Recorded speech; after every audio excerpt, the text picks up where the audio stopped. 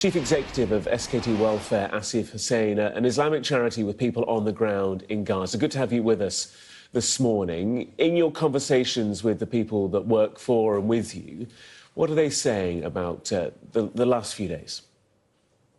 Well, the last few days have been extremely difficult, as the last sort of 16 months has been. What they're saying is that war has effectively stolen the joy of Ramadan, and they're looking forward to Eid, but really with some pessimism. No lights, no communal prayers, just fear and hunger, unfortunately.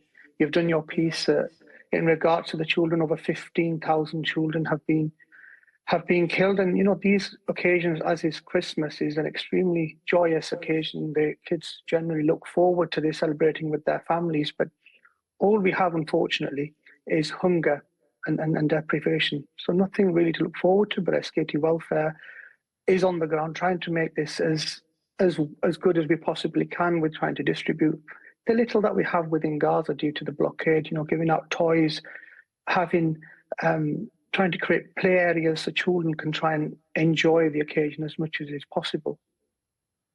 Lots of focus, obviously, on the huge death toll as a result of this conflict, also on the physical suffering that people have endured. You talk there about children normally having a happy time during Ramadan and the end of it as well.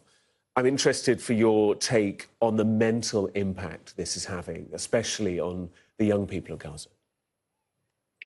It's a significant impact, as you can imagine. We are seeing that we're seeing such complex trauma. The teams are reporting that there's such complex trauma amongst children, young children at the age of 4 or 5 even. We're seeing that this is something that's going to live with them for the rest of their lives. Children are, you know, generally out happy, you know, playing around, looking forward to happy occasions. And unfortunately, all of that has been taken away. You know, instead of preparing for Eid like the rest of the Muslim world, people, especially young children in Gaza, are facing renewed waves of trauma, devastation, and this will have a lasting impact for the rest of their lives. This will need some you know, extreme intervention for them to be able to recover from this. But yet, you know, we're continuing to see no aid being let in. You know, specialist treatment that's needed for children that's openly available here in the West is just not available. So the impact of this, especially on children, is going to be devastating and long-lasting. And we're going to see this for a very, very long time to come, because these children are going to grow up with this trauma, having seen, you know, loved ones being killed and lost. You know, 15,000 children have been killed. Some of their, you know, they would have lost their friends. Whole communities have been wiped out. Many of them have lost both parents, if certainly not one.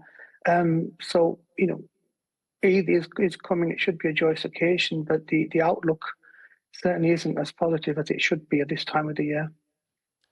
You mentioned, obviously, the aid blockade that's resumed and the fact that you did have some already in Gaza that you were able to distribute. What is the situation with regards to supplies for people, with regards to the work that you are able or possibly less able to provide at the moment?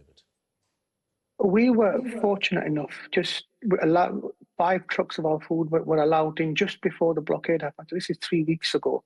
And we've been able to support our food kitchens across North, South and Central Gaza. That's now running at, you know, at very low levels, which means that in a week or two's time, we may not have any food to be able to continue running those kitchens. Prices within Gaza are extremely high, as you can imagine. But what we have to remember is we're in Ramadan. Post-Ramadan, the needs of the people in Gaza will significantly increase. That means food consumption is going to increase. You know, the end of winter and also the onset of summer will bring additional challenges as temperatures soar, for example. But certainly in terms of food, people will be consuming far more food, and that's just not available, and that's going to compound the situation even further. Joining us live from Bradford this morning, Asif Hussain, appreciate your time.